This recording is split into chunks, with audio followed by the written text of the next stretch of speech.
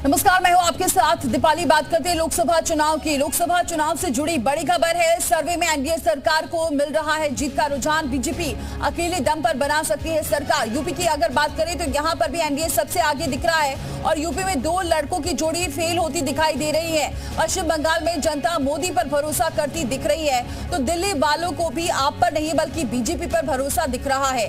दक्षिण भारत में भी एनडीए का प्रदर्शन पहले से बेहतर है, तो कर्नाटक में बीजेपी को फिर से कामयाबी मिलती दिख रही है। महाराष्ट्र में हालांकि थोड़े से नुकसान की आशंका जरूर जताई जा रही है एनडीए की, लेकिन मध्य प्रदेश और गुजरात और राजस्थान में बीजेपी एक बार फिर से अव्वल आती नजर आ रही है।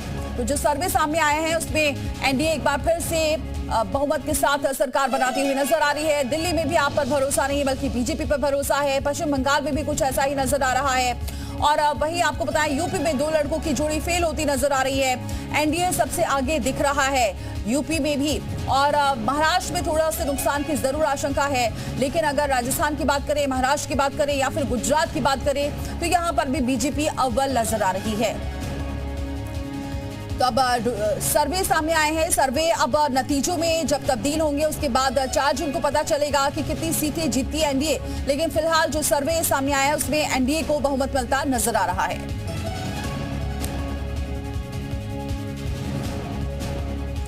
और पहली बार हम आपके लिए कई एजेंसियों का सर्वे लेकर आए हैं एक साथ एक ही मंच पर। जी हां, जी मीडिया पर आपको कई चुनाव एजेंसियों के नंबर दिखा रहे हैं। एक बार फिर से आपको सबसे पहले संपूर्ण भारत की सीट के सर्वे दिखाते हैं और ये देश का अनुमान है। तो ये देख सकते हैं तमाम सर्वे जो सामने आए हैं उसमें एनडीए को 377, तो आईएनडीआईए को 151 और 15 को अदर। ये ऐसे जन की बात की है। वहीं इंडिया न्यूज बुलेटिन की बात करें तो 371 एनडीए को मिलती हुई सीटें नजर आ रही हैं। तो इंडिया गठबंधन को 125 और अदर को 47। इसी तरीके से अगर रिपब्लिक भारत मैट्रिक्स की बात करें तो 361 एनडीए को मिल रहा है बहुमत। तो वहीं आईएनडीआईए गठबंधन को 126 और अदर्स को 56। और रिपब्लिक टीवी पी मैक की अगर बात करते हैं, पी मैक की तो 359 यहाँ पर सीटें मिलती नजर आ रही हैं और आईएनडीआईए को 159 की करीब। तो सर्वे जो निकलकर सामने आए हैं न्यूज नेशन की अगर बात करें बाकी चैनल्स की तो 360 एनडीए को बहुमत मिलता नजर आ रहा है। तो आईएनडीआईए को 161 और अदर को 22। एबीपी की अगर बात करें तो 244 से 292 के बीच सीटें आ सकती है एनडीए की। 123 से 169 के बीच इंडिया की और साथ ही अदर्स की 4 से 12 सीटें मिल सकती है। दैनिक भास्कर की रिपोर्ट की बात करें तो 281 से 350 के बीच एनडीए को सीटें मिल सकती हैं। इंडिया गठबंधन को 145 से 201 के बीच सीट मिल सकती है और अदर्स के खाते में 33 से 49 के बीच। और वहीं फुल स्प्रेड की बात करें तो 371 एनडीए को सीटें मिलती नजर आ रही हैं। तो आईएनडीआईए गठबंधन को 125 और अदर्स को 47। लेकिन बहुमत की अगर बात करें तो एनडीए को ही सीटें मिलती नजर आ रही है। हालांकि 400 आंकड़ा पार कर पाएगा ये नतीजे बताएंगे, लेकिन फिलहाल जो आंकड़े अभी तक आए हैं सर्वे के मुताबिक उसमें एनडीए को 371 के करीब सीटें मिलती हुई नजर आ रही हैं। तो आईएनडीआईए गठबंधन 125 के करीब सीटें मिलती हुई नजर आ रही हैं। ये तमाम जो चैनल्स के जो अनुमान है, जो सर्वे है वो आपको दिखा रहे हैं। उसके अनुसार अदर्स को 47 सीटें मिलती हुई नजर आ रही हैं। तो फिलहाल बहुमत में एक बार फिर से तीसरी बार प्रधानमंत्री नरेंद्र मोदी ही प्रधानमंत्री बन सकते हैं, क्योंकि जो आंकड़े अब तक निकलकर सामने आए, जो सर्वे निकलकर सामने आए हैं उसमें एनडीए को बहुमत मिलता हुआ नजर आ रहा है। 377 के करीब सीटें मिल रही हैं एनडीए को। तो आईएनडीआईए गठबंधन को 191 के करीब, अदर्स को 15। तो ये अब जन की बात की अगर बात करते हैं तो जन की बात का जो सर्वे निकल कर आया उसमें बीजेपी को 377 सीटें मिल सकती हैं। तो आईएनडीआईए को 151 और अदर को 15 सीटें मिलने के अनुमान हैं। तो ये देश का पूरा सर्वे है जो सामने निकलकर सामने आया। हालांकि नतीजे में जब ये तब्दील होंगे उसके बाद देखना होगा कि कितनी सीटें मिलती हैं बीजेपी और एनडीए को या फिर इंडिया गठबंधन को। और सीटों की बात करें, रिपब्लिक भारत मैट्रिक्स की बात करें तो रिपब्लिक भारत मैट्रिक्स के अनुसार एनडीए को 361 सीटें मिलती नजर आ रही है। तो आईएनडीआईए को 126 और अदर्स को 56 सीटें मिल सकती हैं। तो ये अनुमान सामने आया है देश का। और ये जो सर्वे रिपब्लिक भारत मैट्रिक्स का है वो 361 दिखा रहा है एनडीए को। तो आईएनडीआईए को 126 सीटें मिल सकती हैं, वहीं अदर्स के खाते में जा सकती हैं 56 सीटें।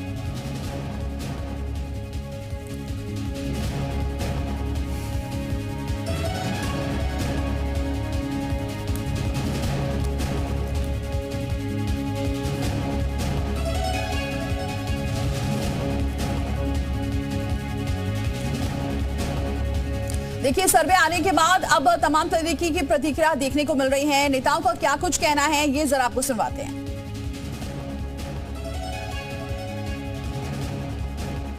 एग्जिट पोल ने ये दिखा दिया कि भारतीय जनता पार्टी प्रचंड बहुमत के साथ तीसरी बार माननीय मोदी जी के नेतृत्व में सरकार बनाने जा रही है और उत्तर प्रदेश में 80 के 80 सीटें राजग गठबंधन भारतीय जनता पार्टी जीतेगा और एक तरफा भारतीय जनता पार्टी चुनाव जीत रही है। माननीय मोदी जी की गरीब कल्याण योजना जन जन में पहुंची है और दूसरी तरफ समाजवादी पार्टी कांग्रेस के गठबंधन को जनता ने बुरी तरह नकार दिया है। थर्ड टाइम एनडीए सरकार रिपीट कर रहा है और आजादी के बाद वो एक देश और था और आज के परिवेश में तीसरी बार रिपीट करना इस मॉडर्न देश में बहुत बड़ी बात है और मुझे तो लगता है आने वाले समय में मोदी जी नेहरू जी का रिकॉर्ड भी तोड़ेंगे। देश की जनता ने देश के यशस्वी प्रधानमंत्री नरेंद्र मोदी जी की विश्वास किया है और मोदी जी का विश्वास इसलिए किया है कि उनको ये विश्वास है कि मोदी जी जो कहते हैं वो करते हैं और करते हैं वो कहते हैं। तो मोदी जो कहते हैं वो करते हैं, ये नेताओं की प्रतिक्रिया आ रही है, बीजेपी नेताओं की। हालांकि अब देखना होगा नतीजे क्या कुछ रहते हैं, लेकिन जो सर्वे निकलकर सामने आया है उसमें 300 पार के सीटें जा रही हैं एनडीए के खाते में। बाकी अगर हम इंडिया गठबंधन की बात करें तो 100 के ऊपर सीटें जाती इंडिया गठबंधन की नजर आ रही हैं।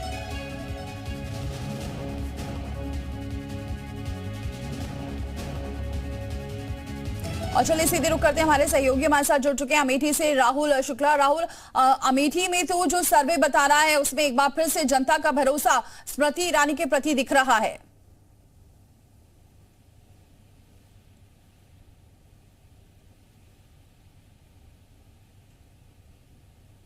राहुल, आपकी आवाज हम तक नहीं पहुंच पा रही है।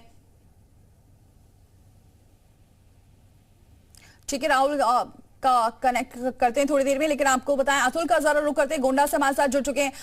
अतुल, गोंडा में भी बीजेपी जीतती हुई नजर आ रही है, सर्वे जो बता रहा है। हालांकि अभी नतीजे क्या होते हैं ये देखने वाली बात होगी, लेकिन बहुमत मिलता बीजेपी को नजर आ रहा है।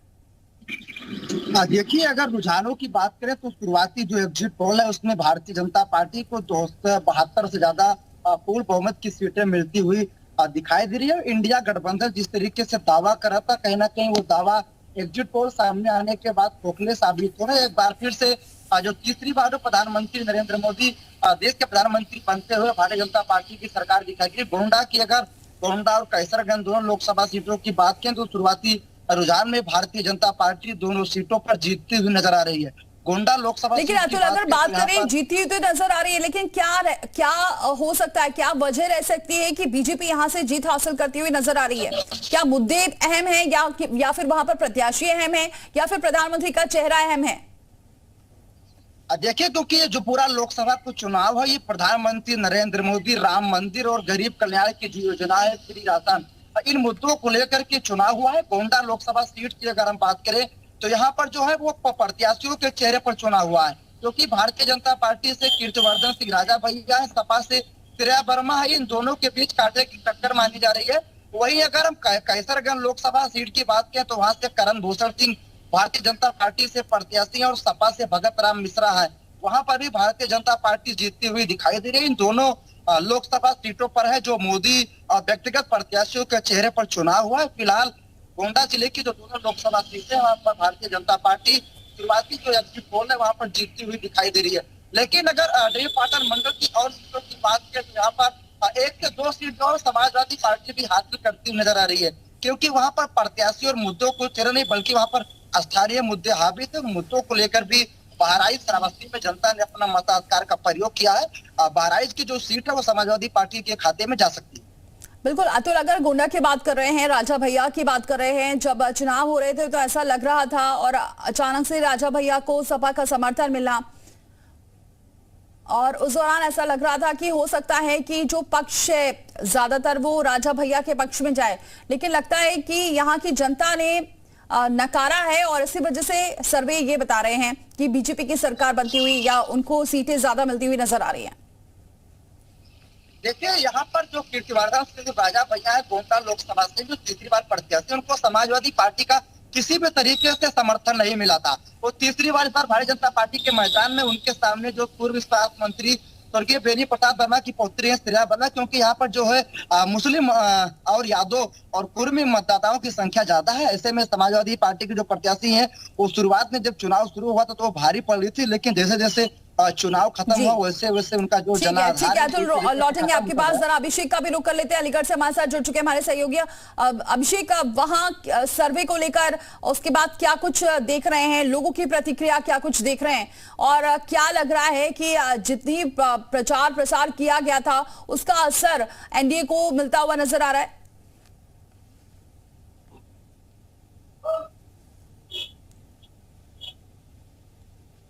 अभिषेक, मेरी आवाज आप तक पहुंच रही है? बिल्कुल बिल्कुल बिल्कुल। देखिए, मैं आपको बता दूं कि अलीगढ़ लोकसभा चुनाव की अगर हम बात कर रहे हैं अलीगढ़ के प्रत्याशी की, तो यहाँ बीजेपी के सांसद हैं सतीश गौतम, वो लगातार तीसरी बार हैट्रिक लगाते हुए नजर आ रहे हैं। उसकी बड़ी वजह मैं आपको बताना चाहूंगा। देखिए, उसकी बड़ी वजह जो है वो ये है कि यहाँ एक बार फिर सतीश गौतम के तमाम विरोध के बावजूद भी लोगों के द्वारा यहाँ जो वोट किया गया वो मोदी के नाम पर वोट किया गया, वो विकास के नाम पर वोट किया गया, वो जो योजनाएं हैं मोदी जी की उनके नाम पर वोट किया गया। तो यही वजह है कि इतना विरोध के बावजूद भी सतीश गौतम जो है एक बार फिर से जो है सांसद बनने की कगार पर है।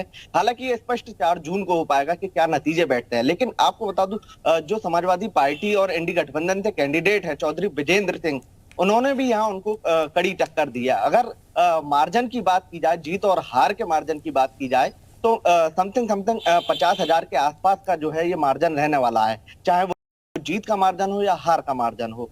तो कुल मिलाकर के कह सकते हैं कि अलीगढ़ में एक बार ये साफ तौर पर नजर आ रहा है कि जो सांसद हैं सतीश गौतम, वो एक बार जीत की हैट्रिक लगा सकते हैं। लेकिन विजेंद्र सिंह उनको कड़ी चुनौती देंगे, क्योंकि उसकी एक बड़ी वजह ये भी है कि जो यहाँ से बीएसपी के प्रत्याशी थे हितेंद्र उपाध्याय बंटी, उन्होंने भी तमाम वोट जो है बीएसपी का लेने के अलावा, दलितों का वोट लेने के अलावा, जो ब्राह्मण हैं और भी वैश्य हैं, उन लोगों का वोट उनको मिला है। तो कहीं ना कहीं कह सकते हैं कि जो इस बार का जो परिणाम है वो इतनी आसानी से बीजेपी के पक्ष में नहीं आएगा। लेकिन यानी अभिषेक, मान सकते हैं यहाँ मार्जिन का अंतर देखने को मिल सकता है। जिस तरीके से आप बता रहे हैं कि हैट्रिक लगाने के मूड में तो नजर आ रहे हैं, जो आंकड़े बता रहे हैं या फिर जो सर्वे बता रहा है, लेकिन कहीं ना कहीं मार्जिन में अंतर हो सकता है। बने रहिए अभिषेक हमारे साथ। एक बार फिर से राहुल का रुख करते हैं। राहुल, मेरी आवाज आप तक पहुंच रही है? बिल्कुल। राहुल, एक बार फिर से अमेठी में स्मृति ईरानी पर भरोसा जताते हुए जनता नजर आ रही है, जो सर्वे सामने आया है। देखिए, जिस तरीके से लगातार बनी रहती थी, उनके बीच में जाती थी, उसका फायदा इस बार उनको मिलता हुआ नजर आ रहा है। अगर बात की जाए तो यहाँ की जनता की, तो जनता ने पहले तो रुख बनाया था कि गांधी परिवार से अगर कोई चेहरा आता है तो हो सकता था कड़ी टक्कर देखने को मिलती। लेकिन जब से के एल शर्मा मैदान में आए थे, चुनावी टक्कर जो है वो एक तरफा हो गई थी। लेकिन जीत का मार्जिन कितना कम कर पाती है स्मृति ईरानी, ये देखने वाली बात होगी, क्योंकि स्मृति ईरानी मैच तो जीत रही है, लेकिन उसमें किस तरीके से वोट बैंक को अपनी तरफ खींच पाई है, ये कितने ज्यादा अंतराल कर पाए हैं, ये देखने वाली बात होगी। क्योंकि जो दोनों ही प्रत्याशी एक कड़ी टक्कर देखने को मिली थी, और उसके साथ ही जो के एल शर्मा थे वो ब्राह्मण चेहरा होने के नाते लोगों के बीच में विश्वास जताने में कामयाब हो रहे थे। लेकिन जब से योगी आदित्यनाथ जनसभा लगी थी और अमित शाह का रोड शो हुआ था, उसके बाद से ही जनता ने रूप बदल दिया था और जनता ने पूर्णतः भाजपा पर भरोसा जता दिया था और भाजपा की स्मृति ईरानी को। और ये पहली बार होगा 1988 के बाद की कोई गैर कांग्रेसी नेता लगातार दूसरी बार यहाँ से सांसद बनता हुआ नजर आ रहा है। ठीक है राहुल, आप बने हमारे साथ, अभिषेक भी हमारे साथ बने हुए, तमाम सहयोगी हमारे साथ बने हुए हैं, गोड्डा से हमारे साथ अतुल भी बने हुए हैं, क्योंकि अभी जो सर्वे आया है उसके अनुसार क्या कुछ अभी समीकरण चल रहा है ये जरा आपको और बताएंगे। लोकसभा